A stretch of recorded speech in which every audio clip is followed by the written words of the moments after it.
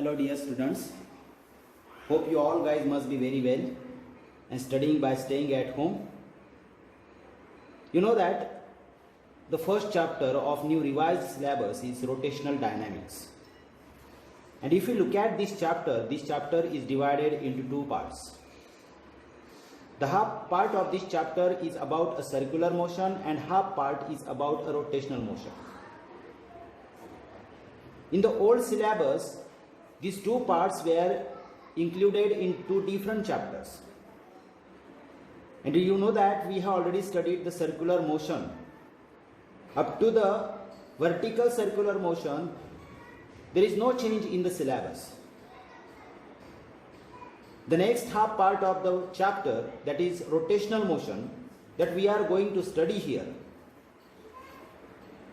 So before going to start, let us study some basic concepts.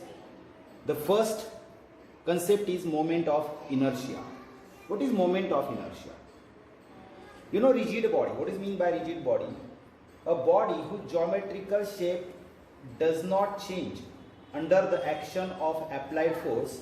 Such a body is called as a rigid body. Now suppose this is a rigid body you see in a figure, and this is the axis of rotation which is passing through point O, which is perpendicular to the surface of the body. Now suppose this body consists of number of particles and the distance of each particle. Suppose first we are considering here m1 is the mass of first particle, m2 is the mass of second particle, m3 is the mass of third particle, and n number of particles are there. The body is made up of n number of particles, not only 4 particles. It is just for the sake of convenience that we have considered 4 particles here. So rigid body means a body whose geometrical shape and size does not change under the action of applied force. Such a body is called as rigid body. Now we can define the moment of inertia. If m1 is the mass of first particle and its distance from the axis of rotation is r1, distance of second particle from axis of rotation is r2, distance of third particle is suppose r3, and the distance of the fourth particle is suppose r4. Now from this we can define the mi. Mi means moment of inertia. The moment of inertia of a rigid body about a given axis of rotation is defined as the sum of the mass of each particle, sum of the product of mass of each particle, and square of its distance from the axis of rotation. This, according to definition, we can write here mi, which is denoted by I also. We can write mi m1 r1 square plus m2 r2 square plus m3 r3 square plus m4 r4 square, and here you can put dash dash dash mi ri square. Ith particle means whatever it may be, maybe 9th particle, maybe 10th particle. In short, you can write this as moment of inertia is equal to summation of mi ri square, where I ranges from 1 to n.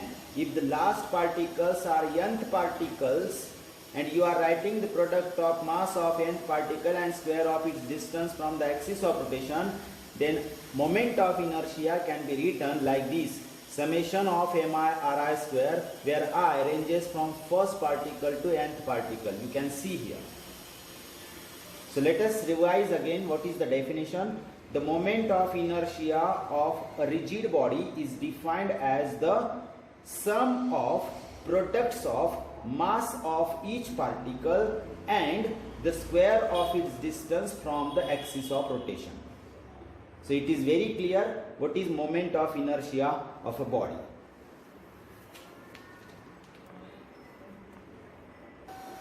Okay, let us see the physical significance of moment of inertia. Physical significance means physical importance of moment of inertia.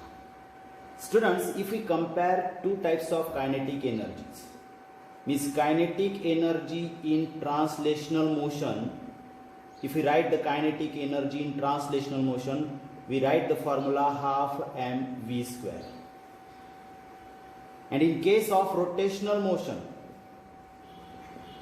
the rotational kinetic energy is written as half I omega square.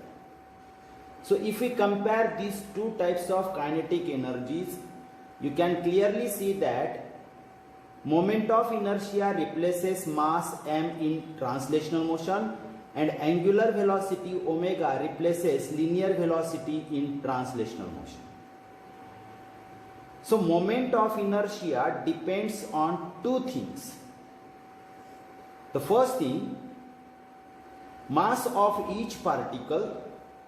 You can see here the moment of inertia depends on mass of each particle. And the second thing, distribution of mass. R means the distance of each particle from the axis of rotation, that is called distribution of the mass. So it depends on distribution of the mass from the axis of rotation.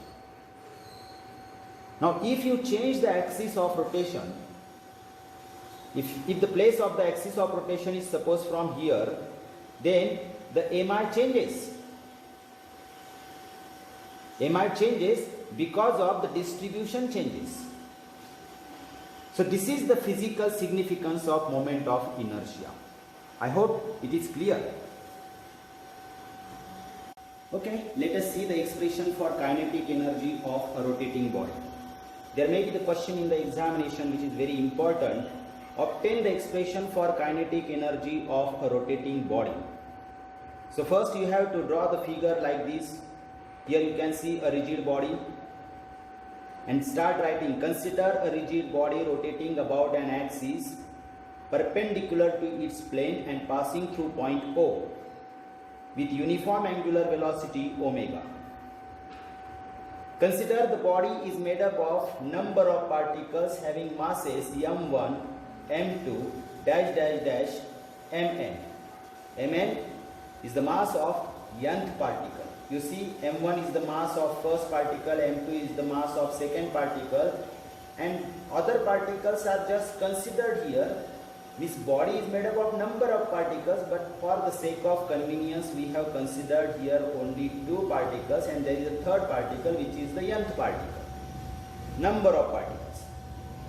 And the perpendicular distance of each particle from the axis is r1, r2, dash dash dash, rn.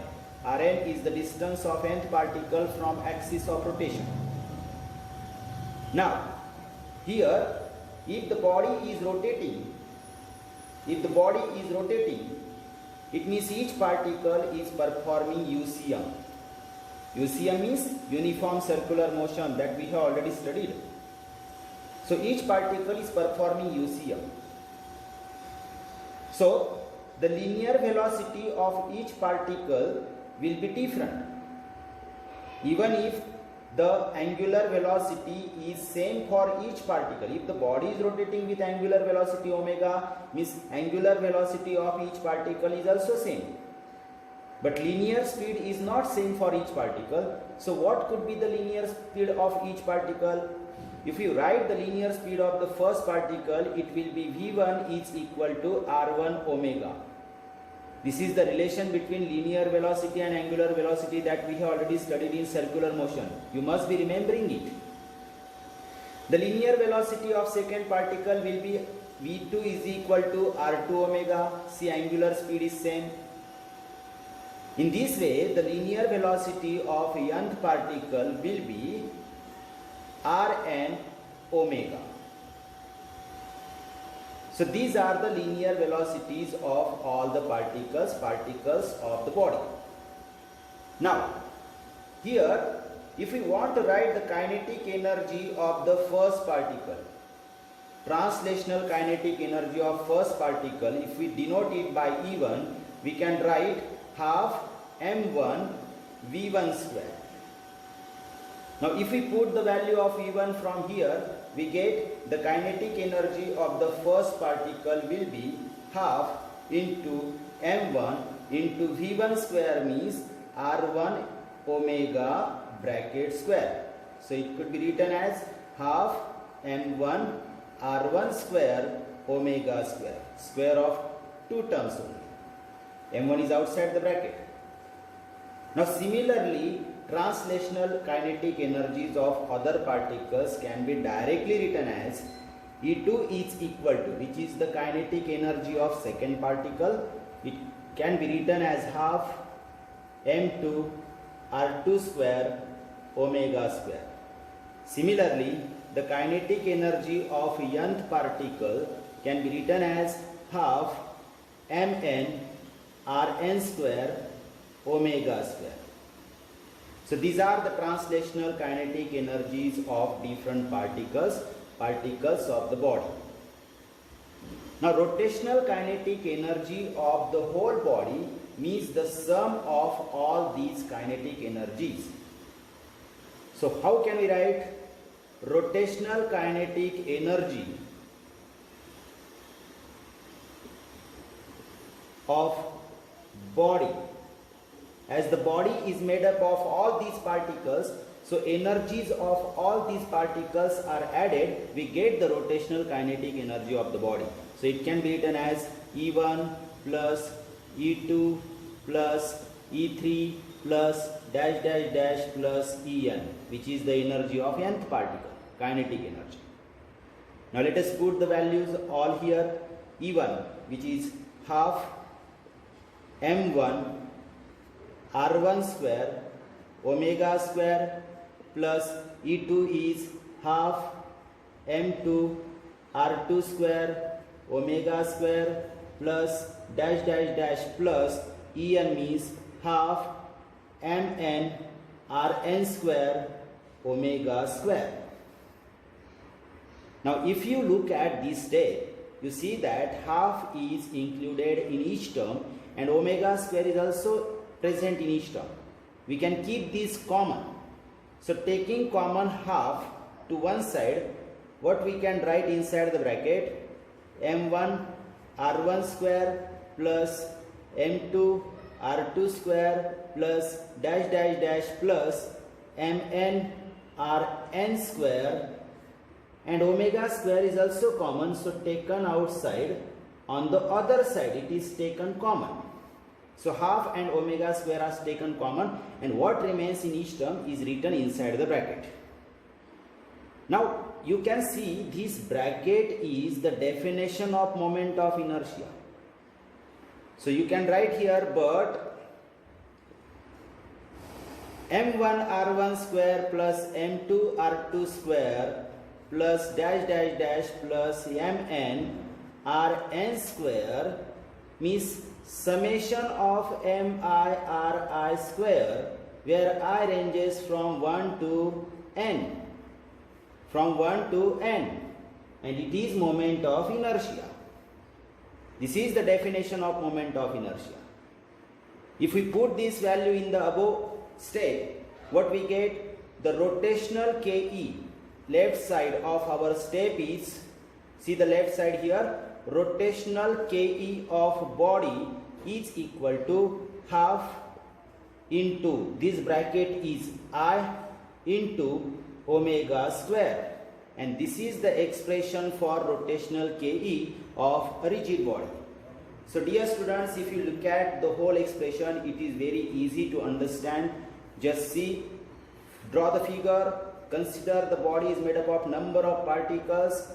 The particles are situated at different distances, show them. Write first the linear velocity of each particle and then write the kinetic energy of each particle. These are the translational kinetic energies because all the particles are performing UCM. So when write all the kinetic energies, add them, you get the rotational kinetic energy of the body. Particles are performing translational kinetic energies, but these kinetic energies, when added together, we get the rotational kinetic energy of the body. And the expression for rotational kinetic energy, if we work out here, we get it is half I omega square.